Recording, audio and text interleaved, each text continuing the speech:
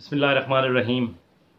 میری نظم صلاح الدین کی اذیت اور مدینے کی ریاست۔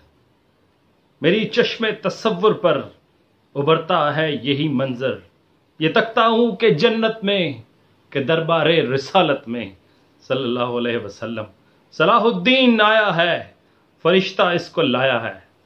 یہ دل سہما ہوا اس کا، بدن جھلسا ہوا اس کا، ہر ایک جان نیل ہے گہرے، بہت سے زخم ہیں ٹھہرے، کہیں سے جلد ادھڑی ہے، کہیں تڑ مڑ سی ہڈی ہے۔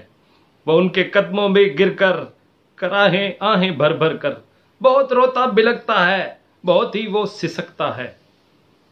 یہاں مرنے سے پہلے کی، لحد بھرنے سے پہلے کی اذیت اب بھی ہے قائم، وہ شدت اب بھی ہے قائم۔ اچانک اس کے سر پر واں مقدس آنکھوں سے گرتے، مطہر ریش سے ہوتے، وہ ان کے آنسو گرتے ہیں۔ صلاح الدین کا پیکر شفا وہ ایسی پاتا ہے، صحت مند ایسے ہوتا ہے کہ جیسے اپنی یادوں میں بلکتی ماں کی ممتا کی تھا، اس آغوش میں ہوتا تھا، اس کی گود میں ہوتا۔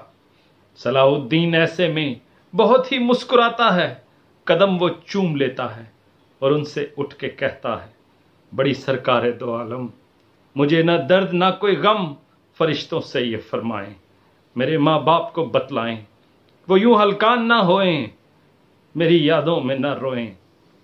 میں بالکل ٹھیک ہوں اے ماں، تو چپ کر جا اے میری جاں۔ مجھے اب مل گیا انصاف، میرا اب ہر زخم اب ہے صاف، کناروں کی نہیں ہے بس، یہاں پر یہ حقیقت ہے، یہ دربار رسالت ہے، مدینے کی ریاست ہے، مدینے کی ریاست ہے۔